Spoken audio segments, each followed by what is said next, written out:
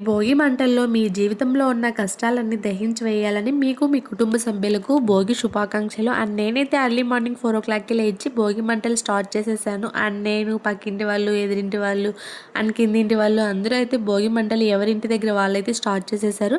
అసలు భోగి అంటే ఏంటి? భోగిలో ఏమేస్తారు అనేది తెలిస్తే కామెంట్ చేసేయండి. అలాగే మీరు కూడా భోగి ఎలా సెలబ్రేట్ చేసుకున్నారని కూడా చెప్పేసేయండి. సో నాకు తెలిసిందైతే నేను మీతో షేర్ చేసుకుంటున్నాను. భోగి అంటే మనం ఇంట్లో ఉన్న పాత వస్తువులు, మన మనసులో ఉన్న పాత అలవాట్లు, మన మనసులో ఉన్న పాత బాధలు అన్నిటినీ భోగిలో వేసేయాలి. అప్పుడే మన మనసులో ఏదైనా కొత్తగా చేయాలనే ఒక కొత్త కోరికకి ఒక చోటు అనేది దొరుకుతుంది. ఈ భోగి మంటలు చూస్తుంటే నాకు కూడా ఇవాళ ఏదైనా కొత్తగా స్టార్ట్ చేయాలి మంచిగా అనేది అనిపించింది.